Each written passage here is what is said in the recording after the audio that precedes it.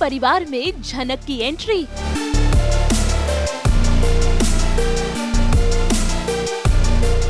हालातों से बेबस हुई झनक, अनिरुद्ध बना सहारा।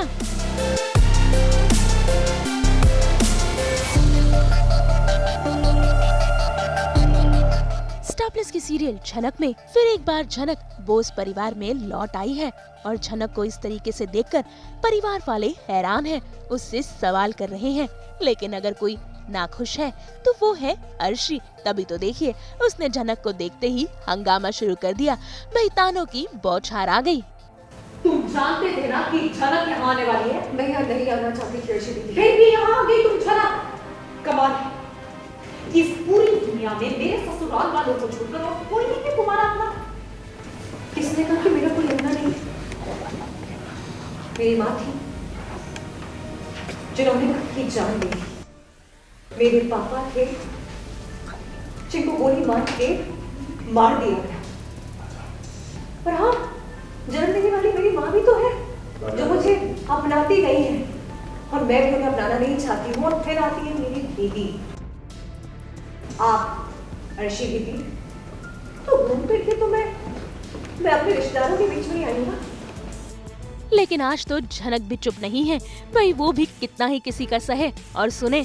तभी तो देखिए आज उसने कमान अपने हाथों में ले ली है और वो भी अर्शी को उलट जवाब दे रही है। वो बहन जो मेरी जिंदगी बर्बाद करने में तुली हुई है। मैं तो थी ना गुजरात में और मैं यहाँ आना भी नहीं चाहती थी, लेकिन आपने मजबूर किया मुझे यहाँ पे वापस आने के लिए। तो सच बता दिया ना आपने। अगर वो सच नहीं बताती तो वहाँ रहती। हाँ, शायद जिंदगी भर नहीं रहती, लेकिन कुछ दिन तो रहती। मैं कोशिश करती अपने पैरों पे खड़े होने की, कुछ करने की, लेकिन नहीं। आपसे तो देखा ही नहीं गया ना, क्योंकि आप मुझसे जल्दी आए। इसलिए आपकी वजह से मुझे वहां से भागना पड़ा। जाना तो मुझे वैसे नहीं पड़ता, क्योंकि मेरी शादी की तैयारियां जो शुरू हो गई थी वहां।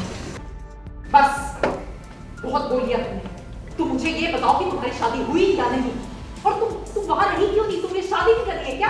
अर्शी दीदी, मैं शादीशुदा हूँ। हाँ, ये समाज नहीं मानता, पूरी दुनिया में कोई नहीं मानेगा, लेकिन मैं दिल से मानती हूँ कि मेरी शादी।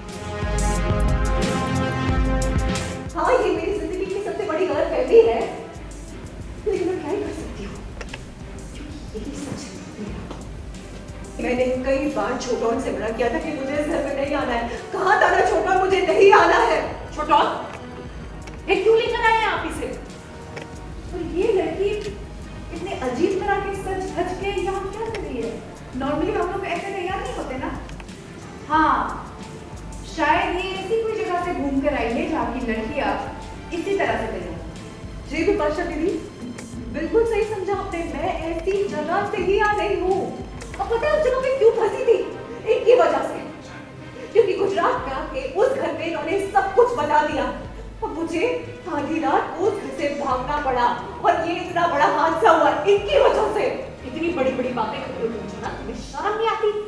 एक अच्छे रिस्पेक्टेबल परिवार में तुम जैसी लड़की का क्या? प्लीज।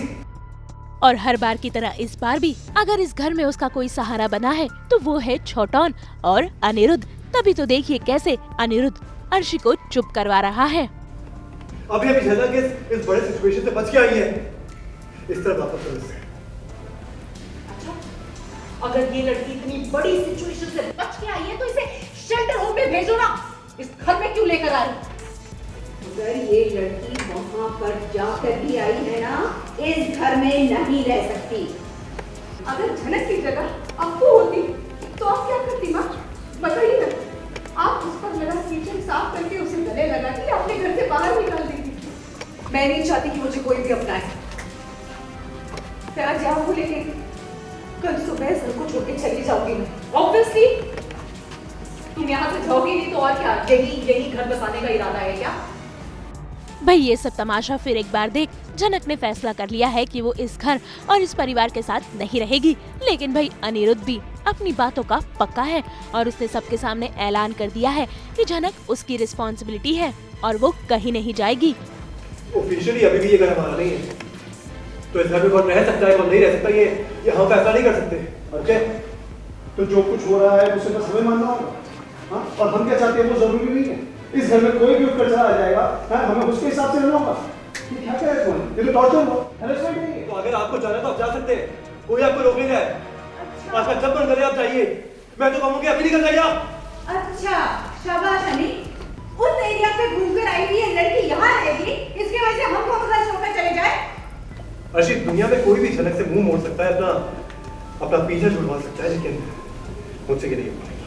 नहीं, इस घर में जो शख्स मौजूद है उनमें से किसी को भी मेरी जिम्मेदारी लेने की जरूरत नहीं है। मेरी खुद की सोच है, मैं खुद में सक्षम हूँ। मुझे पता है, मैं अच्छे से जानता हूँ, लेकिन मैं तो फील कर रहा हूँ ना, मैं बस वही कह रहा हूँ। कि तुम्हें मेरी हेल्प करने की जरूरत नहीं है, तुम क्या कर सकते हो, लेकिन मुझे तुम्हारे साथ खड़े रहने का पूरा और मैं तुम्हें कहीं जाने नहीं दूंगा।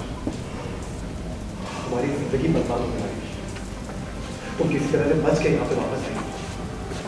मैं तुम्हें उस सिचुएशन में वापस नहीं जाने दूंगा किसी कीमत पे। भाई जरा देखिए तो कैसे आज तो झनक के भी आंसू निकल पड़े। भाई वो भी अपनी तकलीफों से परेशान है। जिंदगी में कई सारे उतार चढ़ाव देखे हैं, लेकिन अब झनक भी थक चुकी है। तो भाई देखना होगा अनिरुद्ध और झनक की ये कहानी कौन सा नया मोड़ लेती है। मुंबई से कुणाल उपाध्याय के साथ ब्यूरो रिपोर्ट।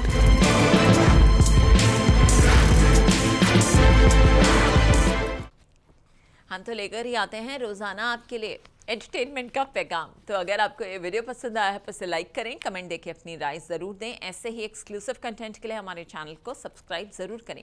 अगर आप ये वीडियो फेसबुक पर देख रहे हैं तो हमारे फेसबुक पेज को भी फॉलो करें। नाम तो आप सब जानते ही हैं ना, सास बहू और बेटियाँ।